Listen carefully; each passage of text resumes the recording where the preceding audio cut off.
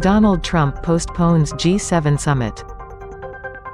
He wants India and others to join group. He said the group is outdated, it cannot represent properly what's going on in the world. Told reporters on Air Force One.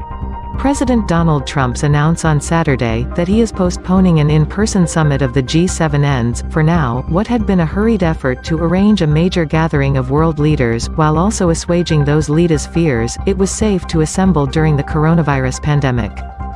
Trump framed the decision to delay the meeting until September as a way to rethink the traditional gathering of several of the world's leading economies. He has suggested expansion of the Group of Seven, saying G7 is a very outdated group and that India, Australia, South Korea and Russia be included and the grouping called G10 or G11.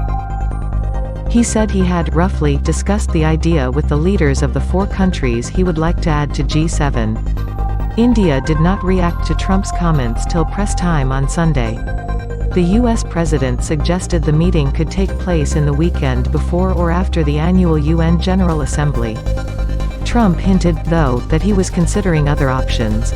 Maybe, after the election, he said. Think a good time would be before the election. We want Australia, we want India, we want South Korea. The U.S. media also reported that he mentioned Russia, which was part of G8 until it became G7. Sections of the strategic community in the U.S. want the administration to develop tactical ties with Russia to balance China.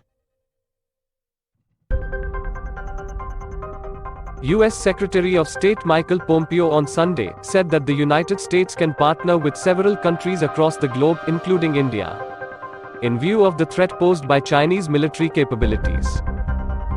He said, with respect to the Chinese Communist Party's military advances, General Secretary Xi is intent on building out his military capabilities. Our Department of Defense is doing everything it can to make sure it understands this threat. And I am confident that under President Trump our Department of Defense will keep us in a position where we can protect the American people. And indeed we can be good partners with our allies from India, Australia, South Korea, Japan, Brazil, Europe, all around the world. Answering a question on recent India-China border standoff, Pompeo said, "The Chinese Communist Party has been on this effort, on this march, for an awfully long time. They'll certainly use a tactical situation on the ground to their advantage. But each of the problems that you identified there is threats that they have been making for an awfully long time. At present the situation is serious, between India and China. The armies of the world's 2 most populous nations are locked in a tense face-off high in the Himalayas, which has the potential to escalate as they seek to further their strategic goals. The Chinese have come into territory which they themselves accepted as part of India." Reports in the Indian media said, in Ladakh soldiers from the 2 sides clashed on at least 2 occasions. On the 10th of May 2020, Chinese and Indian troops clashed in Nakula, Sikkim, India. And 10 to 12 soldiers from both sides were injured. Following the skirmishes in Sikkim, tensions between the 2 countries grew in Ladakh with the buildup of troops at multiple locations.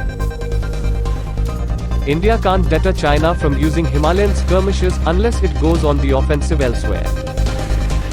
To counter China, India should partner with US and other countries against China's military advances in Indian border and its presence in the Indian Ocean region.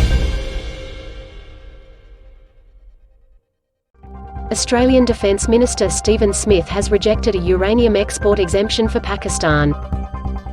Pakistan raised some loud queries asking why Australia should not offer it uranium as it had done with India. The Defence Minister Stephen Smith said, "India brought itself under the governance of the International Nuclear Regulators, the International Atomic Energy Agency and the Nuclear Suppliers Group. That has not occurred with Pakistan.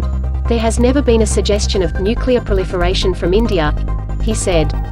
Regrettably, over preceding years, there have been serious concerns about proliferation from Pakistan. Pakistan argued that Australia should export uranium to Islamabad as New Delhi, too, has not signed the Non-Proliferation Treaty.